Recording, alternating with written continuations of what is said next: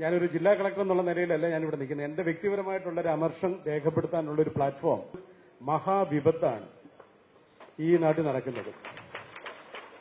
ഇതിനുവേണ്ടി കുറച്ചു പേര് ഇറങ്ങി തിരിച്ചിട്ടുണ്ട്.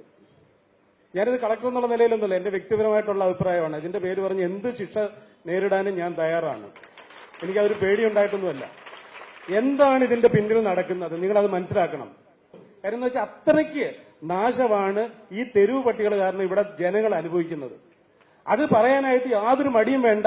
കോഴിയെ കൊല്ലാം, ഡെയിലി രാവിലെ കോഴിയെ കൊല്ലാം, ആടിനെ കൊല്ലാം. ആട് എത്രണ്ണത്തിനെ കടിക്കുന്നു, എത്ര പേരെ കടിക്കുന്നുണ്ട്? ആടിനെ കൊല്ലാം, പന്നിയെ കൊല്ലാം, മുയലിനെ കൊല്ലാം.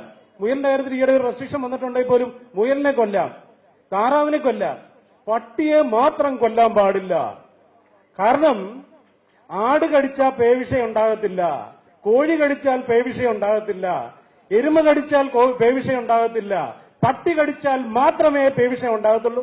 ഇന്ത്യയിൽ 2800 കോടി രൂപയുടെ വിപണനമാണ് പേവിഷബാധയ്ക്കുള്ള ആന്റി റാബിസും ആന്റി ഇമ്മ്യൂണോഗ്ലോബിനും നടക്കുന്നത്.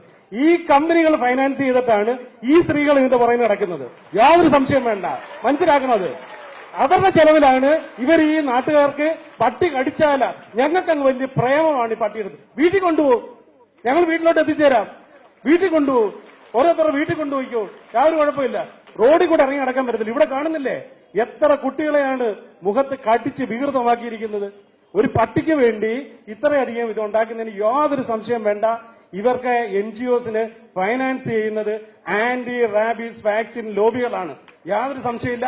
ഇത് ഞാൻ ആധികാരികമായിട്ട് പറയുന്നതാണ്. ഞാൻ ബ്ലോഗ് എഴുതിയിട്ടുണ്ട്. കാരണം മെഡിക്കൽ സർവീസസ് കോർപ്പറേഷന്റെ മാനേജിംഗ് ഡയറക്ടർ ആയിരുന്ന സമയത്ത് 469 മരുന്ന് എനിക്ക് ടെൻഡർ ഫൈനലൈസ് ചെയ്യാം. പക്ഷേ ആന്റി റാബീസ് വാക്സിൻ ഫൈനലൈസ് ചെയ്യാൻ പറ്റത്തില്ല. അത്രയ്ക്ക് കിടമത്സരമാണ് കമ്പനികൾ തമ്മിൽ. കാരണം എന്താണ്? 250 രൂപയുള്ളൂ ആന്റി റാബീസ് വാക്സിന്. പക്ഷേ ആന്റി ഇമ്മ്യൂണോഗ്ലോബുലിൻ, അത് കാറ്റഗറി 3 വൈറ്റിനും മറ്റുമൊക്കെ ആയിട്ട് ആവശ്യം വരുന്ന ആന്റി ഇമ്മ്യൂണോഗ്ലോബുലിൻ ഞാൻ മെഡിക്കൽ സർവീസസ് കോർപ്പറേഷനിൽ ചാർജ് എടുക്കുമ്പോൾ 3800 രൂപ, മാർക്കറ്റിൽ 6500ഓളം രൂപ വിലയുള്ള 3800 രൂപയുള്ള ആന്റി ഇമ്മ്യൂണോഗ്ലോബിൻ ഹ്യൂമൻ വേരിയന്റ് ഇത് നിർലോഭം നമ്മുടെ മെഡിക്കൽ കോളേജുകൾ വഴി കൊടുക്കുകയാണ്. അത് കൊടുത്തു കഴിഞ്ഞാൽ ഉടൻ തന്നെ ഡോക്ടർമാർ പ്രിസ്ക്രിപ്ഷൻ എഴുതും. പ്രിസ്ക്രിപ്ഷൻ എഴുതി കഴിഞ്ഞാൽ തന്നെ അന്ന് ഏതാണ്ട് 8 കോടി രൂപയുടെ മരുന്ന് മാത്രമാണ് മെഡിക്കൽ സർവീസസ് കോർപ്പറേഷൻ വാങ്ങിക്കുന്നത്. കേരളത്തിൽ ഏതാണ്ട് 35-40 കോടി രൂപയുടെ മരുന്നാണ് ചെലവഴിക്കുന്നതെന്നാണ് കണക്കാക്കിയിരിക്കുന്നത്. അത് കുറച്ച് കൊണ്ടുവന്നു. ആന്റി ഇമ്മ്യൂണോഗ്ലോബിൻ കുറയ്ക്കാൻ പറഞ്ഞു. കുറച്ച് കൊണ്ടുവന്നതിന്റെ കാര്യം തന്നെ ഇതിനകത്ത് വളരെയധികം മിസ്യൂസ് ഉണ്ട്. അപ്പൊ ഇങ്ങനെയുള്ള ഇത്രയും 2800 കോടി രൂപയുടെ കമ്പനികൾ ഫൈനാൻസ് ചെയ്യുന്ന കുറച്ചു പേര് മുന്നോട്ട് വന്നിട്ട് പറയാണ് പട്ടിയെ മാത്രം സംരക്ഷിക്കണം. എന്റെ വീട്ടിലുണ്ട് 2 പട്ടി. ഞാൻ പട്ടിക്ക് എതിരായിട്ടുള്ള വ്യക്തിയൊന്നുമല്ല. 3 പട്ടി ഉണ്ടായിരുന്നു, 1 വയസ്സായിട്ട് ചത്തിട്ടുണ്ട്. ഞങ്ങളുടെയൊക്കെ എന്റെ പൊന്നോമനകളെ പോലെ, എന്റെ മക്കളെ പോലെ തന്നെ ഞാൻ വളർത്തുന്നതാണ്. പക്ഷേ എന്തുകൊണ്ടാണ് ഇതിനുവേണ്ടി മാത്രം why this selective prevention of cruelty to animals? ഇപ്പൊ സുപ്രീം കോടതി ഇതിനെ സ്റ്റേ ചെയ്തിരിക്കുകയാണ്. അന്തിമ വിധി വരുന്നേ ഉള്ളൂ. ഞാൻ കേരള ഗവൺമെന്റിനെ ഞാൻ പറഞ്ഞു I want to participate as a legal team in this case. Section 13 of the Prevention of Cruelty to Act clearly says nothing of this act will stand against the destruction of stray dogs in lethal chambers. ആക്ടിനകത്ത് പറയുന്നുണ്ട് stray ഡോഗ്സിനെ കൊല്ലുന്നതിന് ഈ കാളയ്ക്ക് കുളമ്പടിക്കുന്നതോ മറ്റേ കാസ്ട്രേഷനോ ഇതൊക്കെ ചെയ്യുന്നതൊന്നും cruelty അല്ല. ഇതൊക്കെ മനുഷ്യന്റെ ജീവിതത്തിന് ആവശ്യമായിട്ടുള്ള കാര്യങ്ങളാണ്. Nothing of this act will stand. അങ്ങനെ ഒരു പ്രൊവിഷൻ അത് സ്ട്രൈക്ക് ഡൗൺ ചെയ്യാതെ എങ്ങനെ ABC റൂൾസ് എടുത്തിട്ട് അതും പട്ടിക്ക് മാത്രമായിട്ടൊരു ABC റൂൾസ്, പട്ടിക്ക് മാത്രമായിട്ടുള്ള ഒരു ABC റൂൾസ് എന്താ കൊണ്ടുവരുന്നത്? അപ്പൊ അവിടെയാണ് നിങ്ങൾ മനസ്സിലാക്കേണ്ടത്. ഇത് ദയവ് ചെയ്ത് ഞാൻ കൊച്ചൗസേ സാറിന്റെ അടുത്തും പറഞ്ഞു, ഇത് സുപ്രീം കോടതിയുടെ ശ്രദ്ധയെ നമുക്ക് കൊണ്ടുവരണം. ഇതിനകത്ത് വലിയൊരു ലോബിയാണ്. കൊല്ലരുത്, പട്ടിയെ കൊല്ലരുതെന്നാണ് തീരുമാനമെങ്കിൽ കോഴിയെ കൊല്ലാൻ പാടില്ല, താറാവിനെ കൊല്ലാൻ പാടില്ല, പശുവിനെ കൊല്ലാൻ പാടില്ല, ഒന്നിനെയും കൊല്ലാൻ പാടില്ല. നമുക്ക് എല്ലാം ബാൻ ചെയ്ത് ഒന്നിനെയും കൊല്ലാൻ പാടില്ല എന്നുള്ളൊരു സ്ഥിതിവിശേഷം ഉണ്ടാക്കണം. അതല്ലാതെ പട്ടിയെ മാത്രം കൊല്ലാൻ പാടില്ല എന്ന് പറയുന്നതിനകത്ത് ഇതിനകത്തുള്ള പൈസ മാത്രമാണ് ഇതിന്റെ മോട്ടീവ് എന്നുള്ളതാണ് പ്രധാനമായിട്ട് മനസ്സിലാക്കുന്നത്. ഞാൻ കുറച്ചുനാൾ കോർപ്പറേഷന്റെ അഡ്മിനിസ്ട്രേറ്ററായിട്ട് ഇരിക്കുമ്പോൾ ഇവരുടെ തന്നെ ഒരു സൊസൈറ്റി ഉണ്ട്, ഹ്യൂമൻ സർവീസ് സൊസൈറ്റി. അവരാണ് ഈ ABC റൂൾസ് നടത്തുന്നത്. ഒരു പട്ടിക്ക് 750 രൂപ ആ പേര് പറഞ്ഞ് വാങ്ങിക്കുന്നുണ്ട്. വേറെ ആർക്ക് കൊടുത്താലും അവർക്ക് വിശ്വാസമില്ല. ഈ ആൾക്കാർ തന്നെ നടത്തുന്നതാണ് human service society. Of India. അവര് വന്ധ്യീകരിച്ചാൽ മാത്രമേ വന്ധ്യീകരണമാകത്തുള്ളൂ, വേറെ ആർക്കും കൊടുക്കാൻ പാടില്ല. അപ്പൊ ആ വകയിൽ വേറെ പൈസ ഉണ്ടാക്കുന്നുണ്ട്. അപ്പൊ ഇതൊരു വലിയ ബിസിനസ്സാണ്, അതാണ് മനസ്സിലാക്കേണ്ടത്. ബഹുമാനപ്പെട്ട സുപ്രീം കോടതിയിൽ എത്തിക്കേണ്ട കാര്യം ഇതാണ്. ഞാൻ ഇന്നലെ മണിമുള്ള രാജു ചേട്ടൻ്റെ അടുത്ത് ഞാൻ പറഞ്ഞു, ഞാനൊരു വലിയ ഗണപതി ഭക്തനാണ്, ഞാനൊരു പാർട്ടി ഉണ്ടാക്കാൻ പോയി, ഇതൊക്കെ കഴിഞ്ഞ് റിട്ടയർ ചെയ്തിട്ട് രാജുവേട്ടനൊക്കെ ചേരാൻ നോക്കി. എലിയെ കൊല്ലാൻ പാടില്ല, എലി ഗണപതിയുടെ വാഹനമാണ്, അതുകൊണ്ട് എലിയെ കൊല്ലാൻ പാടില്ല എന്ന് പറഞ്ഞു വരികയാണെന്നുണ്ടെങ്കിൽ അംഗീകരിക്കുമോ?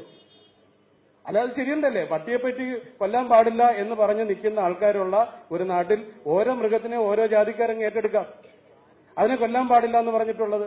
അപ്പൊ ഇതൊന്നുമല്ല ഇതിനകത്ത് നടക്കുന്നതെന്ന് പറഞ്ഞു കഴിഞ്ഞാൽ വളരെ വ്യക്തമായിട്ടാണെന്നുണ്ടെങ്കിൽ ഈ കാര്യങ്ങളെല്ലാം ഇത് വളരെ വ്യക്തമായിട്ട് തന്നെ പറയട്ടെ, ഇതിനകത്തുള്ള കച്ചവട താല്പര്യം മാത്രമാണ്. ഞാൻ കഴിഞ്ഞ കാലത്ത് 3 കൊല്ലം മുമ്പ് വെസ്റ്റ് ബംഗാളിൽ പോയി ഇലക്ഷൻ ഒബ്സർവറായിട്ട്. അവിടെ ചെന്ന് കഴിഞ്ഞപ്പോൾ എന്റെ ലൈസൺ ഓഫീസർ ഒരു ദിവസം വന്നില്ല.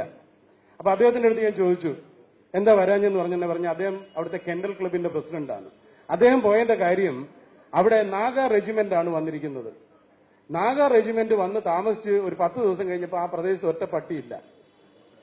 അവരുള്ളതിനെല്ലാം കൂടി ഈ നാഗാലാൻഡ് ഇതിനെ കൊന്നു തിന്നുന്നില്ലേ, ആർക്കും ഒരു പ്രശ്നമില്ലല്ലോ. അപ്പൊ എന്താണ് ഇതെല്ലാം വിളയുന്ന ഒരു സ്ഥലം എന്ന് പറയുന്നത്? കേരളമാണ്. എല്ലാം വെച്ച് പിടിച്ചു വിടുന്നതും കേരളത്തിലോട്ടാണ്. ഇവിടെ വന്നു കഴിഞ്ഞു കഴിഞ്ഞാൽ അവർ നാഷണൽ ഇമ്പോർട്ടൻസ് ഇവിടുത്തെ ചാനൽസ് കൊടുക്കും, ഇവിടുത്തെ ന്യൂസ് മീഡിയ കൊടുക്കും. അവർക്കൊക്കെയാണെന്നുണ്ടെങ്കിൽ പത്മഭൂഷണും പത്മവിഭൂഷണും ഒക്കെ കിട്ടും. കാര്യം ഒരു വലിയ കോസിന് വേണ്ടിയാ. ഞങ്ങളെ പോലുള്ള എന്തെങ്കിലും കാര്യം ജനങ്ങൾക്ക് വേണ്ടി ചെയ്യുന്ന ഉദ്യോഗസ്ഥന്മാർക്ക് കുറച്ച് ലോകായുക്ത കേസും കുറച്ച് വിജിലൻസ് കേസും കിട്ടും. ഇതാണ് ഇവിടെ നടക്കുന്നത്. എന്തെങ്കിലും ചെയ്തിട്ടുണ്ടെന്നുണ്ടെങ്കിൽ 4 വിജിലൻസ് കേസാണ് എന്റെ പുറകിലുള്ളത്.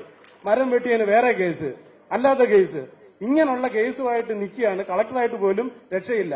ജനോപകാരപ്രദമല്ലാത്ത എന്തെല്ലാം പരിപാടികൾ ജനങ്ങൾക്ക് വിരുദ്ധമായിട്ട് ചെയ്യുന്നുണ്ടോ അവരെ എല്ലാം വലിയ വാഴ്ത്തപ്പെട്ടവരായിട്ടാണെന്നുണ്ടെ കൊണ്ടു നടക്കും.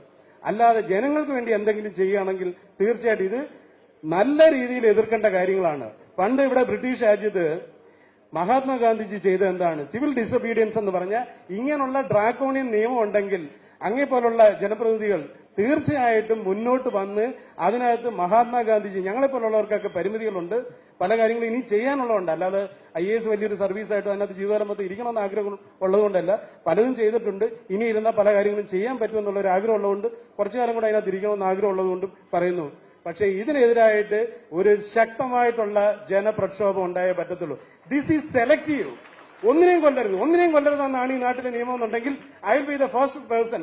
ഞാൻ ഒരു വെജിറ്റേറിയനായിട്ട് അതിന്റെ മുന്നിൽ നിൽക്കാൻ തയ്യാറാണ്. പക്ഷേ പട്ടിയെ മാത്രം കൊല്ലരുത്. അതിനുവേണ്ടിയാണ് ഈ ABC റൂൾസ് ഉണ്ടാക്കി വെച്ചിരിക്കുന്നത്. അതിനുവേണ്ടിയാണ് കുറച്ചുപേര് ഈ നാട്ടിലെ ഉള്ള കൊച്ചു കുഞ്ഞുങ്ങളെ, ഗർഭിണികളെ രാവിലെ ഒന്ന് എഴുന്നേറ്റ് നടന്ന് റോഡിൽ കൂടെ പോകാൻ പറ്റില്ല, പേടിച്ചിട്ടാണെന്നുണ്ടെങ്കിൽ റോഡിൽ കൂടെ നടക്കാൻ പറ്റത്തില്ല. എന്നിട്ട് ഞങ്ങളുടെയൊക്കെ നാട്ടിൽ പണ്ട് പറയുമായിരുന്നു, കൊക്കിനെ പിടിക്കാനുള്ള ഏറ്റവും എളുപ്പമുള്ള മാർഗം എന്ന് പറയുന്നത് കൊക്കിന്റെ തലയിൽ വെണ്ണ കൊണ്ടുവച്ച് അത് ഉരുകി കണ്ണി വീഴുമ്പം പോയി പിടിക്കുന്നതാണ്. അതിനൊരു വലിയ സൊല്യൂഷൻ പറഞ്ഞേക്കാൻ, വന്ധ്യീകരിച്ചാൽ മതി. വന്ധ്യീകരിച്ചു കഴിഞ്ഞാൽ ഉടൻ തന്നെ പട്ടി പിന്നെ കടിക്കത്തില്ല. പട്ടി പല്ല് സെറ്റെല്ലാം എടുത്ത് മാറ്റി വെച്ചിട്ട് പിന്നെ പല്ലില്ലാതെ ഇങ്ങനെ നടക്കും. ഇത് ആരെ പറയാ? അങ്ങനെ ഒരു 10-15 കൊല്ലം കഴിയുന്നുണ്ടെ എല്ലാ പട്ടിയെയും വന്ധ്യീകരിച്ചു കഴിയുമ്പോൾ പിന്നെ പട്ടിയേ ഉണ്ടാകത്തില്ല. എന്തോ ഒരു ഫൂളറിയാണ് ഈ പറയുന്നത്, എന്തോ ഒരു ഇംപ്രാക്ടിക്കൽ സൊല്യൂഷനാണ് ഈ പറയുന്നത്. അപ്പൊ ഇത്രയും മോശമായിട്ട് പറഞ്ഞിട്ടും എനിക്ക് ഏറ്റവും വിഷമമുള്ള കാര്യം എന്ന് വെച്ചാൽ മുരളി സാറിനെ പോലെ നമ്മളാരും പ്രതികരിക്കാത്തതാണ്. ഇത്രയും ഫൂളറി ഇവിടെ പറയുന്നുണ്ട്, വന്ധ്യീകരിക്കുന്നതാണ്. അതിനുവേണ്ടി ABC ഡോഗ്സ് അല്ല, ABC റൂൾസ് എന്ന് പറഞ്ഞ് ഡോഗ്സ് ആണ്, ശരിക്കും ഡോഗ്സ് ആണ്, ഡോഗ്സിന് വേണ്ടി മാത്രം ഉണ്ടാക്കിയിട്ടുള്ള. എന്നിട്ട് ഹ്യൂമൻ സർവീസ് സൊസൈറ്റി എന്ന് പറഞ്ഞൊരു സൊസൈറ്റി ഉണ്ടാക്കി. അതിനകത്ത് കോർപ്പറേഷനിൽ ചോദിച്ചു നോക്ക്. നിസാറിന്റെ അടുത്ത് ഞാൻ ഇപ്പോഴും സംസാരിച്ചു, എത്ര രൂപയാണ് കൊടുക്കുന്നത്? 780 രൂപ ഒരു പട്ടിക്ക്. അതല്ലാതെ വേറെ ആര് ചെയ്തു കഴിഞ്ഞാലും അവർക്ക് വിശ്വാസമില്ല.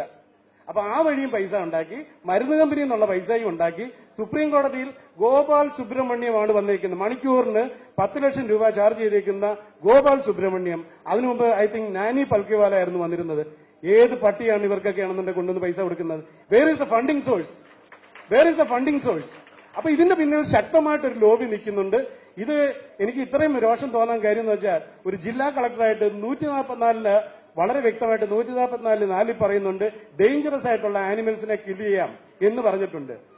അന്ന് ഒരു കളക്ടറായിട്ട് പോലും എനിക്കത് ചെയ്യാൻ പറ്റാത്തതിന്റെ രോഷമാണ് ഞാൻ ഇവിടെ പറയുന്നത്.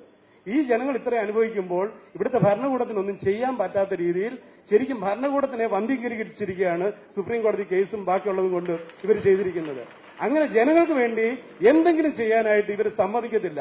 അതിനുവേണ്ടി ടോപ്പ് മോസ്റ്റ് ലോയേഴ്സിനെ ഇറക്കി തെറ്റിദ്ധരിപ്പിച്ച്, സുപ്രീം കോടതിയെ തെറ്റിദ്ധരിപ്പിച്ച് ഈ സെലക്റ്റീവായിട്ടുള്ള ഒരു പട്ടിക്ക് വേണ്ടി മാത്രമായിട്ടുള്ള നിയമം ഉണ്ടാക്കുന്നതിന് ഇതാണ് കാരണമെന്ന് സുപ്രീം കോടതിയെ ബോധ്യപ്പെടുത്താത്തിടത്തോളം കാലം ഇതിനകത്ത് ഒന്നും ചെയ്യാൻ പറ്റത്തില്ല. പട്ടികടി കൊണ്ട് 20,000 രൂപ ഒന്നി ചെലവഴിക്കുക, അല്ലെ പേ പിടിച്ച് ചാകുക.